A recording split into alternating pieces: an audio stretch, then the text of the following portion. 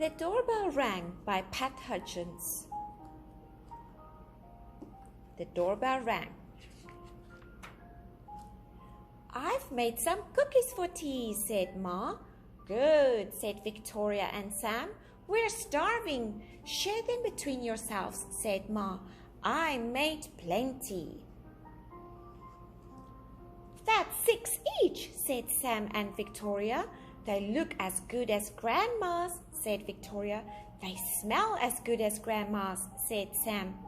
"No one bakes cookies like Grandma," said Ma as the doorbell rang. It was Tom and Hannah from next door. "Come in," said Ma. "You can share the cookies." "That's 3 each," said Sam and Victoria. "They smell as good as your Grandma's," said Tom. "And look as good," said Hannah. "No one makes cookies like Grandma," said Ma as the doorbell rang. It was Peter and his little brother. "Come in," said Ma. "You can share the cookies." "That's 2 each," said Victoria and Sam. "They look as good as your Grandma's," said Peter, "and smell as good." "Nobody makes cookies like Grandma," said Ma as the doorbell rang. It was Joy and Simon with their 4 cousins. "Come in," said Ma. "You can share the cookies."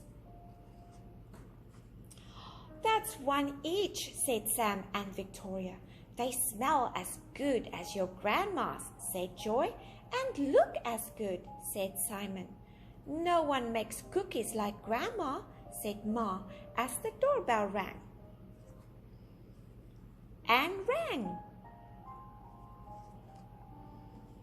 "Oh dear," said Ma as the children stared at the cookies on their plates. "Perhaps you better eat them before we open the door." "We'll wait," said Sam. It was Grandma with an enormous tray of cookies.